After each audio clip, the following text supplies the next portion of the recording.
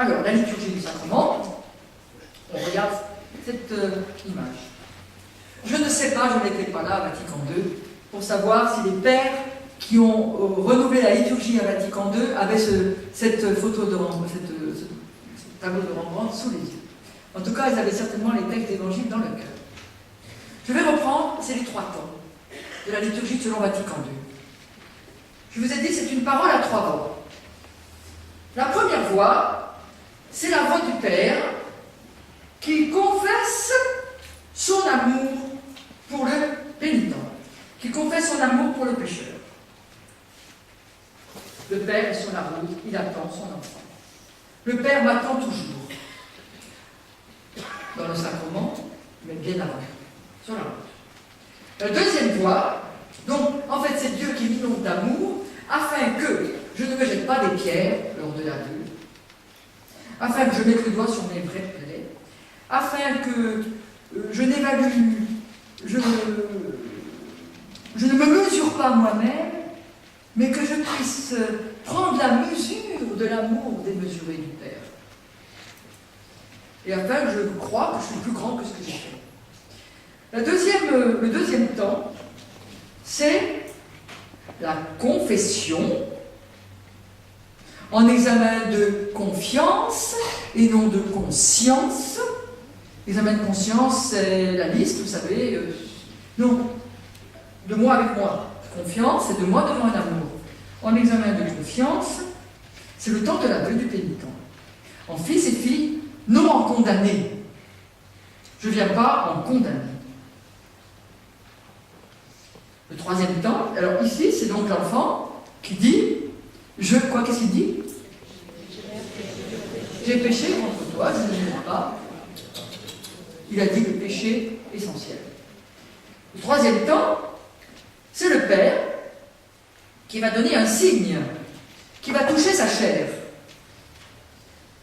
Alors, les paroles ici, c'est des médiations humaines, ça peut donc être le prêtre, qui va dire « ôtez-lui ses haillons », donc son idée de lui qui est complètement déconfite de lui, qui est dans la honte, qui est dans la figure de Judas, et revêtez-le de la robe neuve, la robe de son baptême, la robe de la tendresse de Dieu, la robe de la tendreté.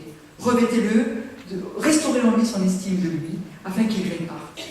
Et ça se termine parce qu'on n'a pas, malheureusement, dans le sacrement actuellement vécu, on n'a pas la fête. Là, on doit aux frères pour faire avec eux la vraie réconciliation et avec la fête vécue peut-être dans le cœur. Dans ma paroisse, on offre une fleur après l'aveu personnel donné lors d'une célébration communautaire, mais qui a été préparée en communauté, et on offre une fleur à chacun pour qu'il aille la porter dans le lieu où il lui semble qu'il y a eu une blessure.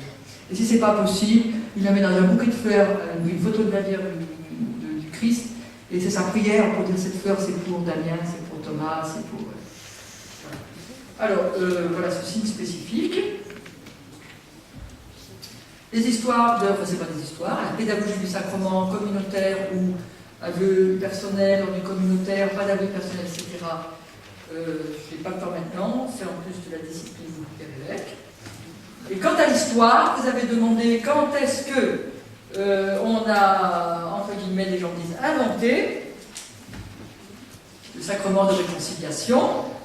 C'est qu'au début, on n'a jamais imaginé qu'on aurait besoin de sacrement parce que les nouveaux chrétiens ils étaient tellement enthousiastes qu'ils faisaient tout pour ne pas pécher. En tout cas, pour ne pas se couper fondamentalement de Dieu et d'un frère. Puis peu à peu, comme toujours, c'est comme à l'usure d'un amour conjugal, eh bien on tiédit, on fane un peu, et alors il s'est posé la question d'un second baptême, point d'interrogation. Non, il n'y aura pas de second baptême. Et on est arrivé entre le 2e et le 5e siècle à ce qu'on a appelé la pénitence publique. Alors ce n'est pas un aveu public, c'est un aveu secret à l'évêque, qui était seul habilité à cela, et cela se faisait lors du jeudi saint. Mais auparavant, il y avait un temps de pénitence dur, avec un port de poil à gratter permanent sur le corps. Voilà, quelque chose de difficile. Puis doucement, on a complètement dérivé. On est passé du don de l'amour de Dieu, de la confession première de l'amour de Dieu, à l'examen de conscience et à la punition, et on est arrivé à ce qu'on appelle la pénitence tarifée. entre le 6e et 12e siècle, on a imaginé, tu as tué ton père, ça fait tant de jours de jeûne, de lourdeur à vivre, tu as volé du chocolat, donc eh bien, ça fera 15 jours, etc., etc. Et à la fin, il est arrivé que les gens ne demandent le sacrement de réconciliation qu'à la veille de mourir, parce qu'ils avaient reçu des tarifs plus longs que la durée d'une vie. Du XIIIe au XXe siècle, on a retrouvé, ça s'est converti en confession,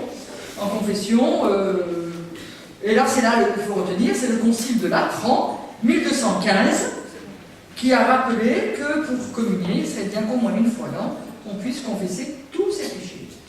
Mais peu à peu, la confession est devenue un acte de dévotion, un acte de pureté, et non pas un acte de sanctification.